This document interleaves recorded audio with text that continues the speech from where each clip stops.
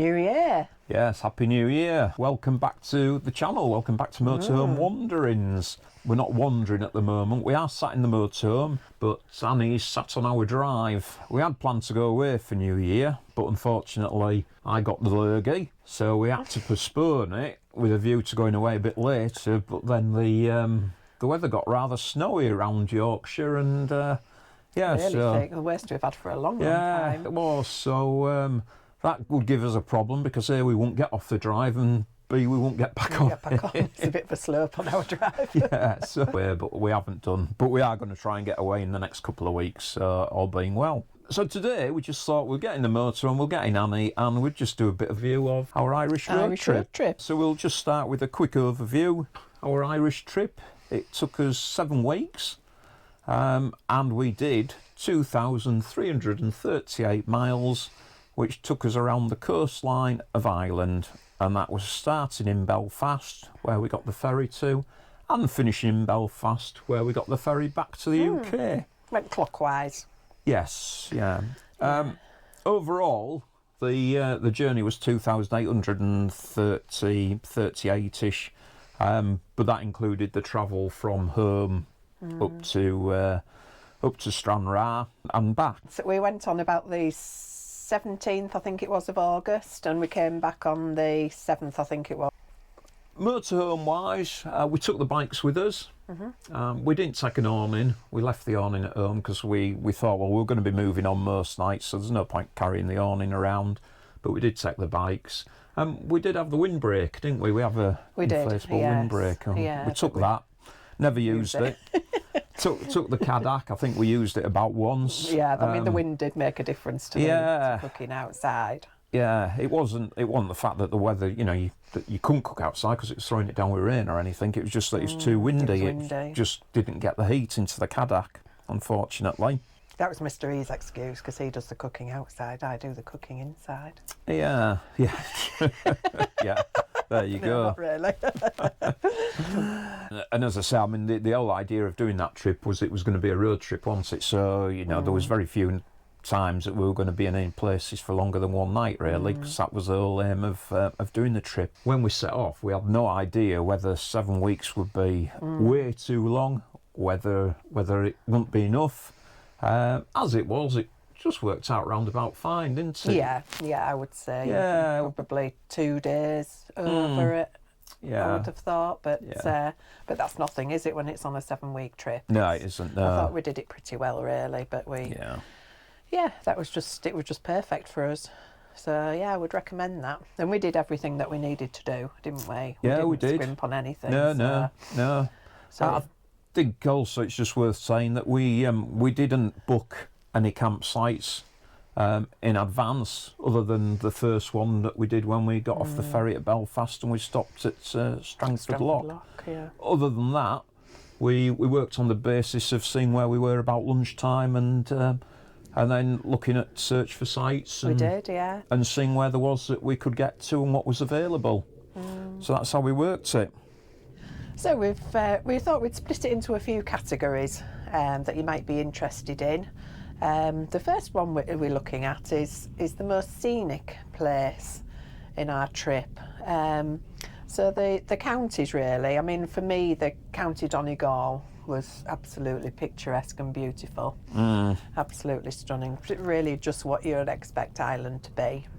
Yeah, and I mean that included the drive, didn't it, up to Hornhead? Hornhead, yes. Which, with hindsight, I'm not sure that we should have gone. Done it, but we did. We should have done it, but we did, and we lived to tell the tale. That was probably another one that we thought we might do on bikes, but then we didn't. No, we didn't. We just went for it, didn't we? And I think Strangford.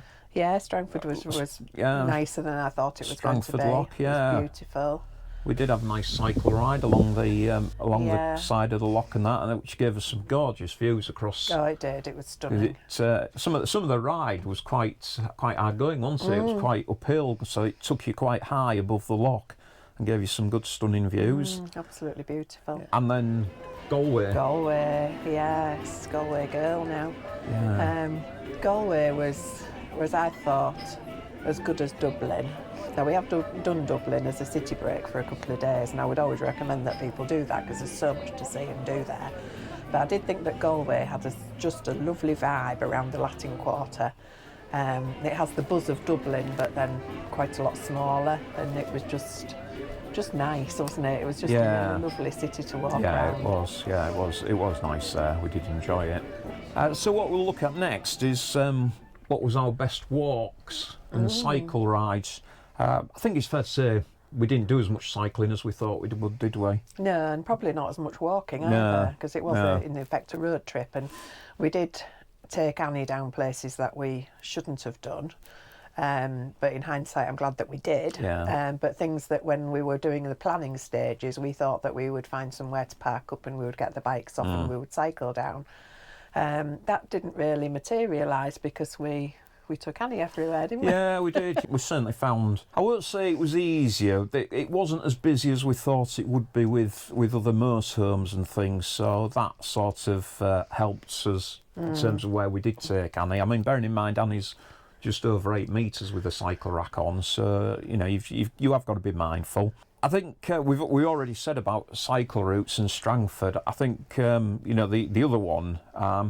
We went on to Valentia Island, didn't we? As we'll talk a bit more about Valentia later on, but that was a lovely bike ride, wasn't it? Yeah, and we didn't know Valencia Island existed. We didn't know. We went on this trip, and it's a real hidden gem, isn't it? Yeah, it is, and it was very nice for a cycle ride, and it was great for just getting around, and not a big island, you know, so it's not not much there, but just beautiful scenery and lovely viewpoints. Yeah, well, you tend to be high up, don't you? Yes. You know, for most of the cycle rides, so you get some good views, and there are a couple of Atlantic waypoints on Valentia as well, so it's good to see them. History. Another one of the walks that we enjoyed was just round Derry, wasn't it? Yeah, Derry, Londonderry was steeped in history. I learnt such a lot when I was there, and it's a beautiful walled city to walk around. So I really would recommend it. Very, very friendly and just steeped in history, isn't it? Yeah, I mean the walk itself around, you know, if you go around the walls, and they say they're the most complete city walls in the world, and they are. They certainly are complete. But it's only about a mile and a quarter-ish, I think. It's not far, but it just gives you a lovely view of sort of Derry itself and across outside the walls. And lots of information points as well, aren't there? And then I think the other walk, which was good, was the giant causeway, wasn't it? Yeah, it was. I mean, it was a beautiful day when we were there. Not sure whether we were a tiny bit disappointed with the Giant's Causeway. It was great, but there was a lot of hype about it, wasn't there? And it's great, and it was a lovely walk because you can walk right up on the top, up the zigzag paths and up onto the top, and it's incredible. Yeah, quite a climb. Yeah, if you go up but there are various paths. So that was our best walks and cycles. The next one was the best food and pubs, which is always a good one, isn't it? We went to a few. Yeah, we did. Yeah, I think one of the best meals we had whilst we were on our travels was at Leo's Tavern, which is at Crawley.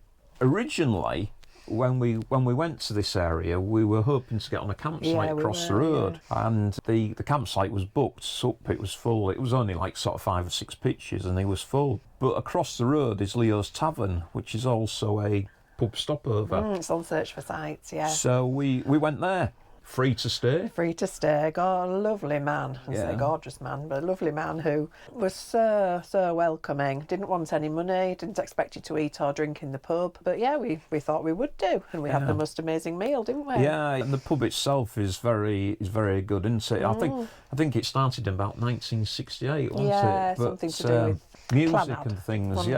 And it's sort of the home of, apparently it's the home of Clanad and Enya, isn't it? And the whole place is decked out in memorabilia for those two, well, the group and the person. That was really nice. We enjoyed it there, didn't we? I'd really recommend that one. And we just missed one. We did have a nice meal in Belfast as well, didn't we? At the cellar.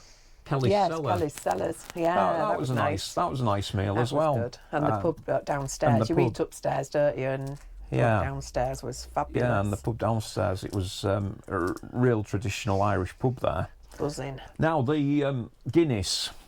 I think it's fair to say, isn't it, the best pint of Guinness we had was at the Basking Shark. Basking Shark pub.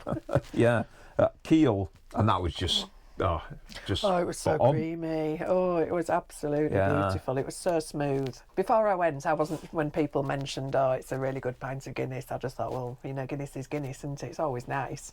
But I have to say that was different.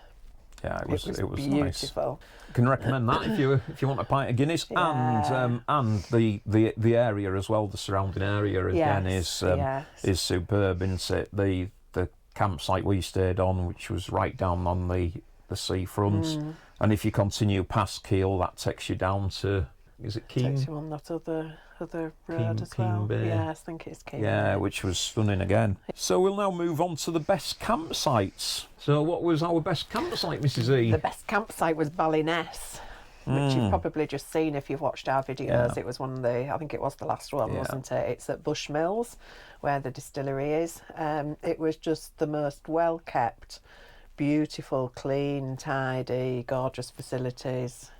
Nice little lake to look out on, sea heron and kingfishers, and it was just all round lovely. Wasn't expensive. Had a bus stop in the campsite. Just lovely. Can't say any more, really. No, it's certainly well located. It's well located, you know, for Bushmills, for the giant causeway, for the rope bridge. So yes, the site has the bus stop, which is it Coastal Rambler? Yes, it is. Yeah, it's Coastal Rambler. Yeah. It sort of runs along the coastline and that, doesn't it? And it's great for getting to the giant causeway, to the rope bridge, real easy. I mean, Bushmills itself, under the distillery. Yeah, the distillery and the Chinese and the nice pub as well. Nice pub. There's not a lot else there, to be fair. No, it's quite tired. I should imagine in its day it's been quite a place, but it's there's quite a few empty shops and things. But it's got everything you need. It's got food shops, takeaways, pub to eat at, a bus route. So it's got everything you need, but you don't really need to spend a long time walking around it. One of the other sites as well. I mean, to be fair, you know, the sites that we stopped at, most of them were just spot on, weren't they? With views and things, and had real nice lookouts. But another one that we did stop at was the Goosey Island one, Sneem. At Sneem, yeah, which is where we stayed before we went to do the seaweed bath, and that's down on the river. And it's just lovely view, wasn't it? Stunning. Yeah, it's only got sort of black and grey drop and fill up. It hasn't got any facilities blocks or anything, and it's actually, you book it, well, it's on Search for Sites, but it's owned by the people who own the pub just up the road, so that's where you check in and pay, and then it's on a barrier, isn't it? Yeah, it is. But it was a beautiful view. So that was good. And I think the other one worth mentioning as well, but again, as I say, there was so many. I mean, Ross's Point as well. Oh, it was beautiful. That was another gorgeous site that gave you some stunning views. Very wild. Very wild, especially when there's a strong wind, which there was. But we'll come on to that later. But yeah, that was nice. So yeah, that was our campsites. So the next section is we'll look at is the best unexpected discovery. And I think that's the best pint of Guinness. Yeah, other than the best pint of Guinness, yeah. And I think that's got to go down to Valentia Island, hasn't it? We were quite taken back with Valentia Island. I hadn't heard of it, had we? No. You go across a bridge to it. There's only really one road along the island, and the campsite's at one end. There's only one campsite on there, and you can't wild camp, can you? On there? No. So it's just lovely. Yeah. It's just in the middle of nowhere. Yeah, really. And again, for with the bikes, it was ideal, wasn't it? But it was one of those sites and one of those places that we just hadn't heard of. No, we hadn't seen it really on any vlogs or anything, or mentioned really that much on the Wild Atlantic Way. But as I say, it's got a couple of discovery points there, so it's well worth it if you've got the time and you're up there. It's well worth having a drive over, for the views and history-wise from the telegraph, isn't it? The telegraph lines. Yes, across to Newfoundland. And that, and also it's got it's home to the most complete set of tetrapod prints in the in the rocks, isn't it, down by the beach? Yeah, things that you just wouldn't have have known about. It was fascinating place. Yeah, it was. Yeah, Lovely campsite as well. Yeah, that was nice as well, wasn't it? Yeah, just a family there. Yeah, so that was nice. There is a ferry, isn't there, at the top of the island, so you can get across. You can. By ferry as well. The only thing is that when the tide's down, they're quite steep ramps. Yes. And there was a motorhome that came off there while we were down there on the bikes, and it grounded out, didn't it? And it sort of ripped a bit, pulled all the lower back panel off. So just and I don't be think mindful. the overhang was as big as ours, No, was it? no, so just be mindful. So just be mindful. So we've talked about sort of the best campsites, and it wouldn't be fair not to mention what we thought was the worst campsite, wasn't it? The ones we couldn't go back to. Yeah. Well, there was one in particular, wasn't there, at Glengariff, a place called Glengariff, and this was the Glengariff Caravan Park. It was €51, which worked out, I think, about £45. And had we known, we wouldn't have gone, would we? It's very run down, very unorganised, quite dirty. Yeah. Luckily, we only had one night there. Just had the I think, one night, didn't once. we? If we'd known, as you drive up to Glengariff, there is an area, isn't there, at the harbour? At the harbour, on Search for Sights. On Search for Sights, and which looked quite nice actually. But we'd already booked, and we thought, well, we'll go there. But we got there, didn't we? And we weren't impressed at all with it. It is the only one that we said we would not go back to. At the end of the day, park in a lay-by. Yeah, it wasn't great. But anyhow, you live and learn. You do. So that was the worst campsite, I think.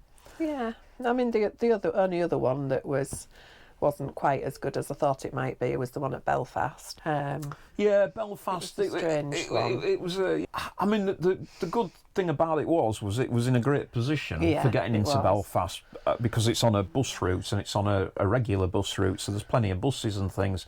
But the site itself. It is an air, really, isn't it? Yeah, I mean, it had toilets, didn't it, and showers. It did, but they weren't really You went in them, usable, didn't you? And you came back looking not overly impressed, so we just used the facilities in Annie from there. But I would use it again if I wanted to go to Belfast. But as a site... As a site, it wasn't my favourite. No. Doing the Wild Atlantic Way wouldn't be the Wild Atlantic Way, would it, without some wind and being wild? And, I mean, there was quite a few days where it was breezy, wasn't it? Rainy and things. But I think the worst weather day we had, or 2 days, was at Ross's Point, wasn't it? Yes, it was, yeah. In fact, we had to book an extra night because we didn't want to travel. It was unsafe, wasn't it? It was a named storm, wasn't it? But I can't remember what the name of it was because we seem to have that many of them now. But you are right on the points, aren't you? And you're quite high up. Somebody lost their awning, didn't they? Yeah, while we were there? And it just got windy. It just got windy that night, didn't it? And so we decided that there was no point trying to move on the next day and going down, because when you're going down some of the lanes, you're going down, if it's windy and things, trees, branches and stuff. So we just decided to stay because we could.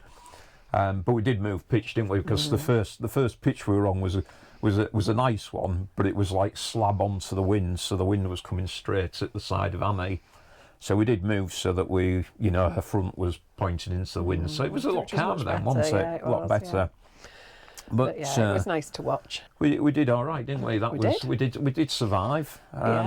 So we did survive because we're back. The next little segment is roads. Roads and parking. And it says, we've put it under worst roads, but worst roads didn't necessarily mean worst. Were the best roads. Worst roads were the best roads, if that makes sense. In terms of the driving, probably the ones that were most challenging was the Hornhead one. If you haven't seen that, go and have a look at that. And the Skye Road. But both of those, even though they were challenging to drive, they were so well worth it, weren't they? It was so impressive. It was beautiful, absolutely stunning. So Yeah. It's they were the worst and the best. Yeah, it was, yeah. And I have to say, in Ireland, if you're looking at the map and it's like an A road or a B road, that really does mean nothing, because a B road can be like a dual carriageway here, or virtually, or a proper big A road here. Yeah, I mean, some like their L roads. So the L roads the are L like the roads, local roads, and a lot of them were just sort of like were single carriageways. But then you get to other ones, and they were literally like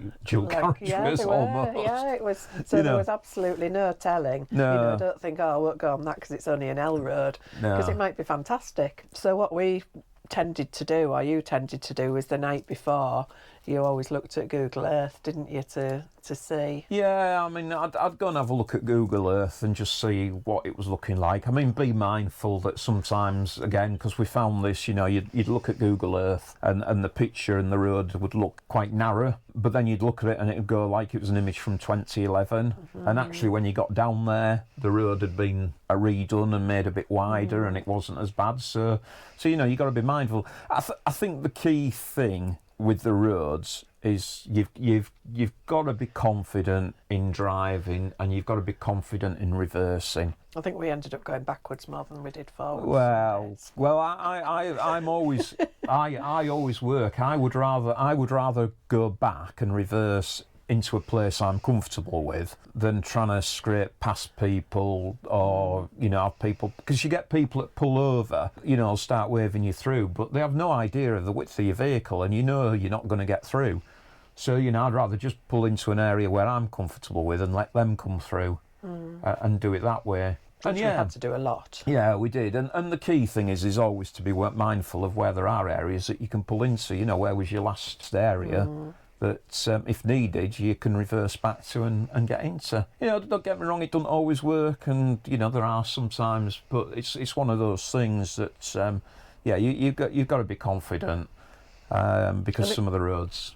And a couple of the ring of the Dingle Peninsula, wasn't it, where you're only supposed to go clockwise, because the tour buses go that way. So if you just do your research and see which way is recommended, then you won't come across too many tour buses. Yeah, and I mean also, look at other people's blogs as well, where they've been. Yeah. I mean, we got to quite a few places where there was car parks, but the barriers weren't across, so you could get into the car parks and you could turn around or whatever. There are other places where you're down a lane and there is a height barrier and you're going to struggle to turn around and that. Depending on length of van, obviously. So just always be mindful of that, really. That would be the my takeaway on that. So the next thing is, what was the most overrated experience?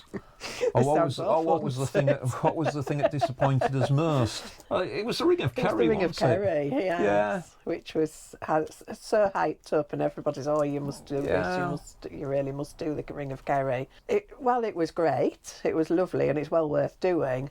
It wasn't the most spectacular of places that we saw on our route, is it, by any means? No. I mean, if you go to Ireland and you do the Ring of Kerry and don't do anything else, you've missed an awful lot. Yes. Because it wasn't the most spectacular. But it was nice. But certainly we found roads before, and we certainly found roads afterwards. Yeah, probably more after. More afterwards. That were better. Yeah. But it was like the Cliffs of Moher, isn't it? People, was it Cliffs of Moher? Yeah, people talk about the Cliffs of Moher, which again were very nice. But there was some places we went just at roadside, wasn't it? And it was like you don't pay to get into, and they were just as spectacular. Just as good. But don't not do it. Oh, no. And I mean, if you're going on an organised tour, if you're doing it, so that you go on a coach trip, then that's where they will go, and yes, it's well worth doing if that's all you're going to do, isn't it? Yeah. So yes, our top recommendations, I think. So if you were going out there, what would be our top recommendations? Well, in terms of places to definitely visit, Skye Road. Skye Road is the best. Yeah, definitely do the Skye Road. Wow moment. Yeah, well worth it. Hornhead. Hornhead was another wow. Hornhead was another good one. Mm-hmm. Yeah. Galway, which we've talked about, that's well worth a visit. As is Derry. Dursey Island, which was the cable where I did my cable car. Well, that was worth it, going over there in the cable car. That was another breezy day. That was a breezy day as well. Yeah. They were rocking a bit. That's like money. Yeah. And also a seaweed bath, I think. Yes. I think you've got to do a seaweed bath, and That was my bucket list thing to do. There was quite a few around, Yeah. and a lot of them were just sort of in touristy areas where they were sort of open to everybody looking at you. Weren't they? Well, where was it? Were we just It above? was at Nagels, Nagels, once it. But the one that we did, which I completely recommend and is absolutely wonderful, is at Sneem Hotel, and it's a man called Brendan who runs it. He runs it himself, doesn't he? Yeah. And he has 6 barrels on the lock side, so you're completely out of everybody's view. It's just a really special time where it was a beautiful day, wasn't it? Oh yeah, I mean it's you know the barrels, the views out, isn't it? And It's just you know wow. whether And he's very attentive, yet he leaves you to your own, your own time. Yeah. And and in fairness, even if it's raining, you've got there's barrels that are set under trees and things, so it gives you a bit of bit of protection. No, it's well worth, because some of the other ones they were a bit too in the open, weren't they? And a bit too or something. yeah. Like that. So they were a bit more. I would research that. Yeah, I mean we actually came across it with somebody who had been already on a vlog, didn't we? Yeah. So we just made a note of that, and then I looked into it, and I booked it by phone just a week or so before when we thought we might be in that area. So yeah, that was a definite yes. So that was our must-see places. From a research point of view, our recommendations would be the map, and That's one I prepared earlier. yeah, Jules is good for maps. Yeah, this is how I spend my days. This is the touring map, which I don't know whether you've seen, but I filled in every day. And we've got a complete highlighted map of how we spent our day. Yeah. So each day I did a different colour and filled in the hole. So once we got back to Belfast and I'd completed my circle, it was fantastic. Yeah. So yeah, that's a really useful map. That's a good one for an overview, isn't it? This is the best one for navigating when it's not on the Wild Atlantic Way. This is a really, really easy reading map and really easy to navigate your way around. And also I did my highlighting bits on here as well. So I did it on there and I did it in the map book as well, so that we could just see where we'd been. And that's obviously on the videos if you've seen all those. That's the book that I'm using. Wild Atlantic Way, this is the most fantastic book. It's great and it's well worth it, and it has all the information that you could possibly need. So it has your maps in, which obviously if you've looked at the videos you'll see which ones we've done, and again I've highlighted it. It's got so much information about the different places, different discovery points. So yeah, that was the 3 things that we used, wasn't it? Yeah, it was, yeah. And then They were all absolutely adequate. yeah. And then the other thing, of course, that we did was that, again, we said earlier, people's vlogs. Always well worth having a look at people's vlogs to get an idea of what the areas are like and how people have found it. Campsite-wise, we tended just to use search for sites. I used search for sites, but then I did do quite a bit of research before we went, and I put quite a lot of little post-its in my atlas, just so that we had, because obviously we didn't know where we were going to stop, so I just had to dot them around as and when. If we'd watched some vlogs and people had recommended some sites, then I'd written them down and I'd popped a post-it in the atlas. But then the majority of it really we cross-referenced with search for sites on the day, didn't we? And that worked really well. So what would be our tips for travellers and people, motorhome travellers, doing the Wild Atlantic Way or the Irish coast? Just do it. Yeah, do it. Do it. Do it. Plan it and do it. Now, I think, as we've mentioned a couple of times, if you're going to be doing it in a fairly decent-sized motorhome, you need to be confident of your driving. We did see a few out there that had got a bit, had a few things hanging off them here and there. I mean, the first day we started the Wild Atlantic Way, the motorhome in front of us collided mirror to mirror. Yeah. So there was one motorhome came off all right, and the other one had his mirror hanging off, and that was on a what they class as a regional road. Yeah.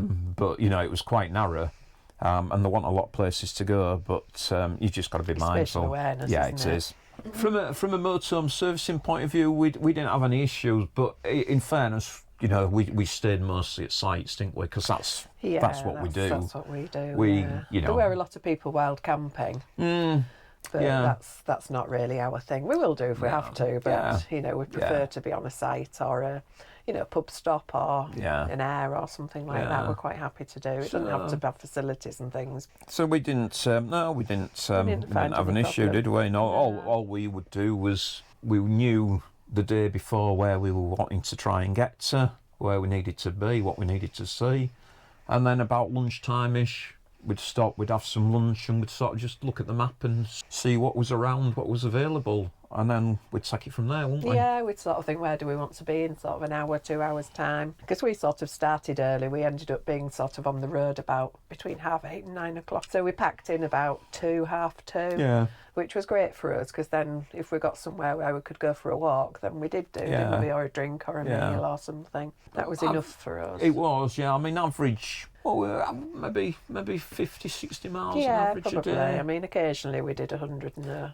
roads like Hornhead and Skye Road and things. You might only do 40, 50 miles in a day, but it can take you hours. Yeah, it can do. well, also as well, you're stopping out, taking views and things. So you've got that, and they can get quite tiring driving some of those roads, because you have got to be mindful all the time because of the width of stuff hanging down, etc. So you've just got to be mindful. But as we said earlier, just do it. Well worth it. And if you can do anything up to 7 weeks, then we found that absolutely perfect. But I know that's not a luxury that a lot of people have. We'll just look at some budgets and costs, which Jules will do. There's not a lot really. We're only really 2, because food and things, it's a very personal thing, isn't it? So it depends how many times you eat out or you eat in or what have you. I did find that in Southern Ireland, the supermarkets were a little bit more expensive, being in euros. So I did find that quite dear. Campsites overall in the whole 7-week trip, so there would be 49 nights in that. We spent £1,408.29, so it makes an average per night of £28.74, which I think was really, really good. Can't complain at that. And fuel, so this was from home, so this was 2,850 odd miles. We spent £638 on fuel, but we didn't have a problem finding fuel stations. Quite a few videos that we'd seen, people said, once you get to half, then get filled up, because you don't know where the next one's going to be. And to be quite honest, we never had a problem. Even if we didn't, we kept a lookout all the time, and there was loads. Yeah, we didn't do. We didn't supermarkets, there's Aldi's, Lidl's, Tesco's. It's very highly populated with facilities. So that's that really. So we did spend a bit on Guinness, and we had a few meals out, but we're not really. We're quite happy eating in. It's a bit of a treat when we eat out, and. Otherwise you can spend an awful lot of money, and well, you can, and it depends what you want, doesn't it? No, and it depends what you want, doesn't it? And if you start looking for places to eat out, you've got to start looking for places that are close to campsites and things, haven't you? So, So I suppose heading on from that, best time to visit? I would say April and May, or late August, September, early October. Because the campsites tend to open beginning of April and shut about the second week in October. So as long as you're within that time, but I certainly wouldn't say July and August. No, I would. I mean, one thing again that was surprised us quite early on was that there wasn't a lot of motorhomes on the quieter routes. Obviously there was motorhomes around, but I suspect most of them stayed to the main roads. So we passed very few motorhomes when we were on some of the side roads and things. Now, again, in summer, I suspect that's going to be different. Know, do we? Yeah, it was more sort of camper vans and things, wasn't it, that we passed and stuff. And tour buses. Yeah, and tour buses. So that's again. So it's obviously going to be busier in summer. So as a wrap up, then, would we recommend it? Absolutely, it was just the best thing. It was just fantastic. Yeah, it was. It was just something that I'd wanted to do for a long, long time. Well, it was the Wild Atlantic Way I wanted to do, and then we just thought, why not just do the whole thing? And we did. Yeah, and that was fabulous. Yeah, we just thought, if we're paying for ferries to go to Ireland, and we don't want to get there, pay for a ferry, get there, do it in a few weeks, come back, and then go. We'll have to go back.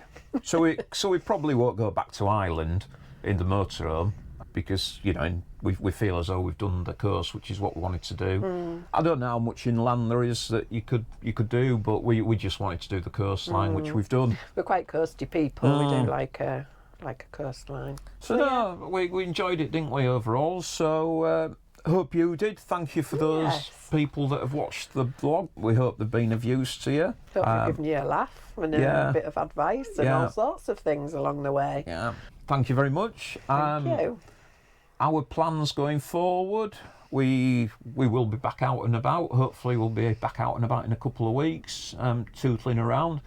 We are currently planning our next big trip. Which I have my next lot of maps on my dining table. Yeah.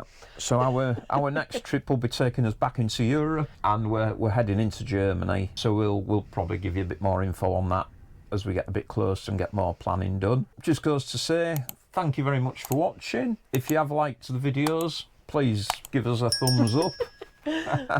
Ring the bell. Yeah, ring the bell to be notified, and subscribe. Yes, please. yeah. And thank you so much to everybody that has. Yeah, we're really surprised at by the numbers of people that have surprised. Brilliant, but we could always do some more. Oh yeah, you can always do some more. But no, considering what we started the channel for and what we continue to do it for, it is for our own enjoyment, isn't it? It is, yeah. And if to remind everybody us, else enjoys it as well, that's great. And yeah. but comment as well, ask any questions or whatever, then please, we'll do our best to answer them. Yeah. If you've got any questions about, if you're considering doing sort of the coast of Ireland and you've got any questions and things, please feel free to drop them in comments, and we'll do our best to answer them. We will. So yeah, until next time. Thank you. Thank you very much. Bye. See ya. Bye.